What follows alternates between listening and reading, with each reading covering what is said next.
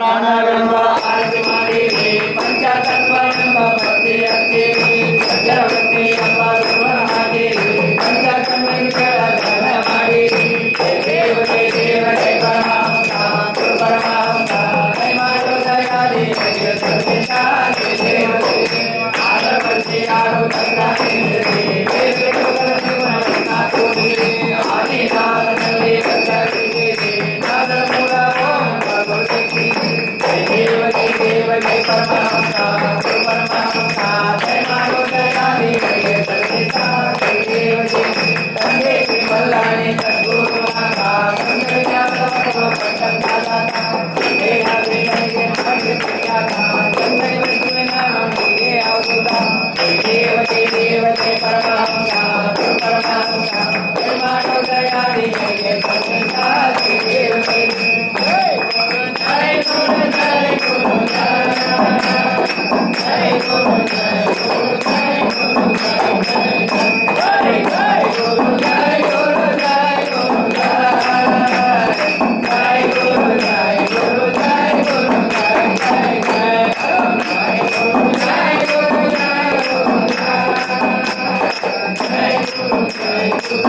जय गुप्त पंथ जानकी योगी समर्थ इतरास हा गुह्यात सहसा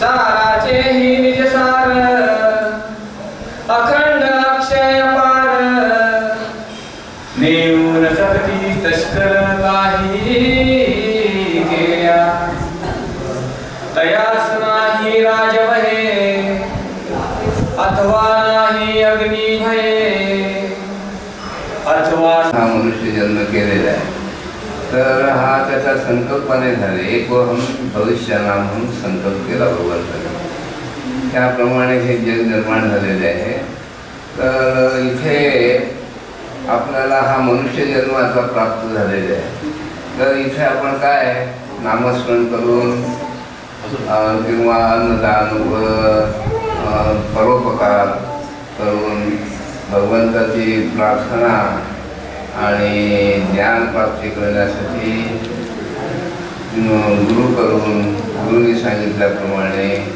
साधना करून मुक्त होण्यासाठी हा जन्म तुम्हाला दिलेला आहे पण आपण त्याला विसरतो आणि सारखा प्रपंच करायचा पैसे मिळवणे अधिकार मिळवणे आणि मध्ये संतान प्राप्ती करून घेणे श्रीमंत होणे असं आपण सर्वसाधारण सर्व लोक करतात परंतु मृत्यूनंतर काय होते त्यांना कळत नाही आपण हे सर्व करतोय तर आपल्या इच्छेप्रमाणे करतो सर्व आणि भगवंताला विसरून जातो भगवंताचं नामस्मरण फार लोक एक आरती करतात किंवा काहीतरी एक देवाची पूजा करतात त्यांनी काय तुमचं जन्म मरण चुकत नाही जन्म पुनरपि जननम पुनरपि मरणम पुनरपि जननी जठरे शयनम हे चुकवण्यासाठी हा तुम्हाला हा जन्म मृत्यूचा फेरा चुकवण्यासाठी भगवंताने तुम्हाला मार्ग सांगितलेला आहे मी गुरु करून गुरुने सांगितल्याप्रमाणे काय नासिकाग्र दृष्टी ठेवून श्वासाबरोबर नामस्मरण केला तर तुम्ही त्याच जन्मी मुक्त होऊन जातो मला कळायला लागतं मी ब्रह्म आहे म्हणून तुम्हाला कळायला लागतं आणि तुम्ही ब्रह्मस्वरूप झाला ब्रह्म म्हणजे त्याला कधी जन्म नाही मृत्यू नाही असं आहे न जायते म्रियते वा कदाचिन नायम भूत्वा भविता वा न भूया अजोयम शाश्वतम पुराणो न हन्यते हन्यमाने शरीर हे शरीर मिळत तरी आत्मा कधी मरत नाही त्याला जन्म नाही मरण नाही असा भगवंत सर्वत्र भरलेला आहे ते अनेक प्रलय होऊन महाप्रलय होऊन सगळं जेवण नाश होते तरी आपल्याला जो ज्ञानी असतो ना आत्मज्ञानी त्याला कधी मरण नाही अखंड आहे ब्रह्म जे आहे ना अखंड आहे कारण जन्म मृत्यू नाही आहे तर अशा स्थितीला आपण पोहोचतो तर आपल्याला ज्ञान नाही प्राप्त झालं आपण मेलो तर काय होतंय पुढं काही कोणाला कळत नाही त्यावेळी भगवंताने विष्णूने काय सांगितले गरुड म्हणून गरुड पुराण म्हणून 18 पुराण दिलेले आहे त्या 18 पुराणामध्ये म्हणजे मनुष्य मृत्यू झाल्यानंतर काय होतं त्याने जर ज्ञान प्राप्त करून घेतलं नाही आणि म्हणजे सत्कर्म केले नाही, नामस्मरण केलं नाही, अन्नदान केलं नाही, तर त्याची स्थिती काय होते हे गरुड पुराणामध्ये दिलेलं आहे. आणि हे गरुड पुराण आमचे शिष्य परमशिष्य श्री लिंगराज कैनूर यांनी पूर्ण वाचलेलं आहे. आणि त्याबद्दल 4 गोष्टी तुम्हाला माहिती व्हाव्यात. आपण मृत्यू झाल्यानंतर कुठे जातो, यम कसा घेऊन जातो आपल्याला आणि कसं शिक्षा देतो आपल्याला, आणि आपण जर भक्ती केली असेल तर आपल्याला कसं जन्म देतो किंवा स्वर्ग देतो. विष्णूचे भक्त असेल तर वैकुंठाला पाठवून देतात, आणि शंकराचे भक्त असेल तर कैलासला पाठवून देतात, आणि ब्रह्माचा अभ्यास केला तर ब्रह्मलोकाला पाठवतात. आणि ह्याचं सगळं विवरण त्या गरुड पुराणामध्ये विष्णूने केलेलं आहे. त्यानंतर काय होते आपल्याला काय माहितीच नसते. आपण वेदामध्ये काय आपण श्राद्ध पक्ष वगैरे करत असतो, पण काय होते प्रत्यक्ष काय आहे, त्याला कसा जन्म येतो, दुसरा कसा जन्म येतो आणि कसं होते, त्याला शिक्षा कशी होते किंवा काय नामस्मरण केल्यामुळे त्याला गती कशी होते, हे सर्व वर्णन गरुड पुराणामध्ये दिलेलं आहे. गरुड पुराणामध्ये विष्णूंनी गरुडाला उपदेश केलेला आहे, त्याचं पुराण आहे, ते ह्याने संपूर्ण वाचलेलं आहे लिंगराज महाराजांनी, ते तुम्हाला सांगतील.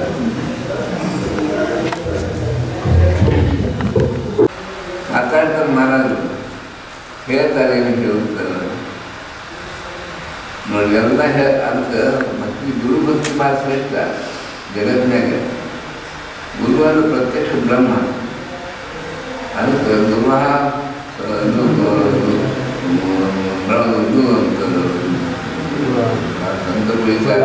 हा प्राण विसावा गुरुविने देव नाही तुझा पाहता त्रैलोक्य ಮೂರು ರೂಪಾಯಿ ಗುರುನ ಪಕ್ಕದ ದೇವರಿಲ್ಲ. ಅದಕ್ಕೆ ಹಂಗೆ ಅಷ್ಟು ಮಾಡಿದಂತ ನಮ್ಗೆ ನಾವು ಮಾತೃಭಕ್ತಿ ಇದ್ದೆ ನಮ್ಮ ನಾವು ತಾಯಿ ಬಗ್ಗೆ ನಮ್ಮ ಭಾಳ ಪ್ರೇಮ ಇತ್ತು. ಅದಕ್ಕೆ ತಾಯಿಗೆ ನಾವು ಬೇರೆ ವರ್ಷ ತಾಯಿ ತಿಳ್ಕೊಂಡು ಹಿಡಿದು ಸುಳ್ಳೆ ಮಾಡಿದ್ವಿ. ಈ ಸತ್ತ ಎಲ್ಲ ನಮ್ಮ ಬಿರಿಯಾನಿ ಇದ್ದ ಮಾಡಿದ್ವಿ. ಅದಕ್ಕೆ ಹೇಳ್ತಾರೆ ಮಾತೃ ಭಕ್ತಿ ಭಾಳ ಶ್ರೇಷ್ಠ ಭಕ್ತಿ. ಇದು ಎಂದು ನಿಮ್ಮ ದೇವರ ಭಕ್ತಿ ಇರ್ತೀನಿ ಮಾತೃ ಭಕ್ತಿ ಅದು. ಅದಕ್ಕೆ ಅಕ್ಕಿ ನೋಡಿ ನಾಮಸ್ಮರಣೆ ಮಾಡಲು ಗುರುಪಟ್ಟಿಗೆ ನಾಮಸ್ಮರಣೆ ಹೋಗ್ತಾ ಇರ್ಬೋದು ನೋಡಿ. ಅಂದ್ರೇನು ಆಕೆಗೆ ಜ್ಞಾನ ಪ್ರಾಪ್ತಿ ಆಗಿದ್ದಿಲ್ಲ, ಬಂತು ಆ ಜ್ಞಾನ ಒಳಗೆ ಏನು ಆಗಬೇಕಾಯ್ತು ಅಂತಂದ್ರೆ ಅನುಭವ ಬರ್ತಿದ್ದು ಆಕೆಗೆ. ಆದ್ರೆ ಆಕೆಗೆ ಅಜ್ಞಾನದಿಂದ ಏನಾಗ್ತದೆ ಸ್ವರ್ಗ ಸಿಗ್ತದೆ. ಸ್ವರ್ಗ ಇದು ನಮ್ಮ ಗೊತ್ತೇನು ಸ್ವರ್ಗವಾಗ ಏನು ಅಂದರೆ ನಾ ಯಾವಾಗ ಮಾಲೆ ಹೋದ ಅದಕ್ಕೆ ಅಭ್ಯಾಸ ಮಾಡ್ತಿದ್ದಲ್ಲಿ ಉತ್ತರ ಕಾಶಿಗೆ. ಉತ್ತರ ಕಾಶಿ ಒಳಗೆ ಬಾಬಾ ಇಟ್ಕೊಂಡು ಧ್ಯಾನ ಮಾಡ್ಬೋದು ಕೊಡ್ತಿದ್ದೆ. ಆವಾಗ 3 ಕಿಲೋತಿದ್ದಾಗ 3 ಕಿಲೋ ಧ್ಯಾನ ಮಾಡ್ಬೋದು ಕೊಡ್ತಿದ್ದೆ. 4 ಗಂಟೆಗೆ 4-4:30 ಗಂಟೆಗೆ ನಮ್ಮ ರೂಮ್ ಒಳಗೆ ಅದೊಂದು ಕೊಲಿ ಒಳಗೆ ಒಂದು ಸುಂದರ ಸ್ತ್ರೀ एकदम ಪ್ರಗಟ ಕಾಣಿಸ್ತು. ನಾನು ಈಗ ಬಂದಿದ್ದೆ ನಾವೆಲ್ಲ ಭಾಳ ಇಟ್ಟಿದ್ರು, ಬೆಳಿಗ್ಗೆ ಇಟ್ಟಿದ್ರು. ಹೆಂಗೆ ಯಾರು ಹೆಂಗೆ ಒಳಗೆ ಬಂದು ಯಾರು ಬಂದು ಕೇಳಿದ್ರು ಅಂತ. ಯಾಕಂದ್ರೆ ನಾನು ನಿನ್ನ ಅವಿದ್ದೀನೋ ಅಂತಂತ ಹೇಳಿದ್ರು. ರಮಾಬಾಯಿನ ಅಂತಂದ್ರೆ ಮತ್ತು ರಮಾಬಾಯಿ ರೂಪ ಗೊತ್ತದಲ್ಲ, ನಮ್ಮ ಕಡೆ ಫೋಟೋ ನಿಂತು ಮತ್ತು ನೀನು ಹೆಂಗೆ ಅಂತ ಸ್ವರ್ಗ ಏನು ಬಂದು ಅಂತ ಹೇಳಿ. ಸ್ವರ್ಗ ಒಳಗೆ ಯಾರಿಗಾದ್ರು ಯಾಕೆ ಚಲೋ ರೂಪ ಇರ್ತದೆ, ಕೆಟ್ಟ ರೂಪ ಯಾರಿರಂಗೆ ಇಲ್ಲ, ಯಾರಿಗೂ ಅಲ್ಲೇ ಇಲ್ಲ, ಅಲ್ಲೇ ಮಕ್ಕಳಿಗಂಗಿಲ್ಲ, ಅದು ಲಗ್ನಿಲ್ಲ ಮಕ್ಕಳಿಲ್ಲ. ಸ್ವರ್ಗ ಏನು ಹೋಗಿರ್ತೀವಿ ಅದು ಪುಣ್ಯ, ಅದು ಇದು ಮಾಡೋದು, ಇಷ್ಟು ದೇವತೆ ಹಾಕಿರೋದು. ಅಲ್ಲಿ ನಾ ಏನು ಮಾಡ್ತೀನಿ ಅಂತಂದ್ರೆ ನಾವು ಹೂ ಹರ್ಕೊಡೋದು, ಮಾಲಿ ಮಾಡೋದು, ದೇವ್ರಿಗೆ ಬೇಕಾದ ನೈವೇದ್ಯ ಕೊಡಿಸೋದು ಎಲ್ಲ ದೇವತಾದವ್ರಿಗೆ ಎಲ್ಲ ಮಾಡೋದು. ಇದೇ ಮಾಡ್ತೀನಿ ಕೆಲಸ ನಾನು ಯಾಕೆ ಬಂದಿದ್ದೆ ಅಂತ ನಾಕೆ ಇಲ್ಲ. ನೀನು ಆತ್ಮಜ್ಞಾನ ಆಗಿದೆ, ನಿಮ್ಗೆ ಗೊತ್ತಾಗಿದೆ. ಆತ್ಮಜ್ಞಾನಿ ಆಗಿದ್ದೀವಿ. ಅದು ಸ್ವರ್ಗೊಳಗೆ ಇರೋದು ಯಾರು ಆತ್ಮಜ್ಞಾನಿ ಆಗಿರ್ತದೆ ಅವ್ರು ಸ್ವರ್ಗೊಳಗೆ ಸತ್ಕಾರ ಆಗ್ತದೆ. ಅದಕ್ಕೆ ವರುಣ ದೇವತಾ ವಿಮಾನ ತಂದು ಪಟ್ಟ ವಿಮಾನ ತಂದಾನ.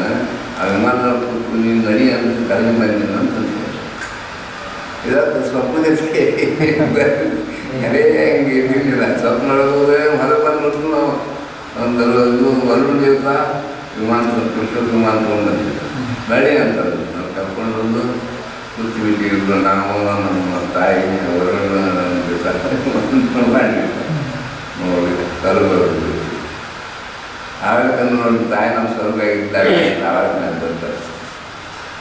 ಅದು ಹೇಳುತ್ತೆ ಅರ್ಥವೇನು ನಾಮಸ್ಮರಣೆಯಿಂದ ಆಗ್ತದೆ ಇದೆಲ್ಲ ಮತ್ತೊಂದೇನಿಲ್ಲ ಏನು ನಾಮಸ್ಮರಣೆ ಅನ್ನೋದು ನೋಡಿ 10 ಮಂದಿ ಯಾರು ಬಂದ್ರೆ ರಾತ್ರಿ ಬಂದು ಸೇರಿ ತಾಯಿ ನಮ್ಗೆ ಮಕ್ಕಳಿಗೆ ಮಾಡಿ ಊಟಕ್ಕೆ ಹಾಕ್ತೀವಿ. ಅನ್ನದಾನ ಶ್ರೇಷ್ಠ. ಈ ಭೂಮಿಯೊಳಗೆ ಇರೋದ ಅನ್ನದಾನವನ್ನು ಶ್ರೇಷ್ಠದ ಒಂದು ನಾಮಸ್ಮರಣೆ.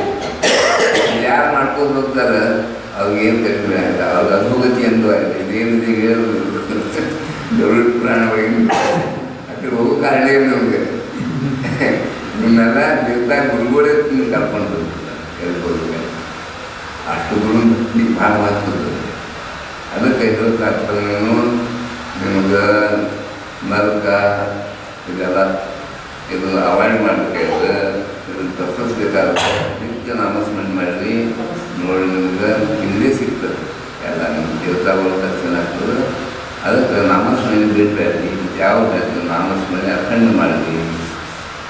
ನಾಮಸ್ಮರಣೆಯಿಂದ ಏನಾಗ್ತದೆ ಎಲ್ಲ ನಿಮ್ಮ ಕಾರ್ಯ ಸಿದ್ಧಿ ಆಗ್ತದೆ, ನಿಮ್ಮ ಮುಕ್ತಿ ಸಿಗ್ತದೆ.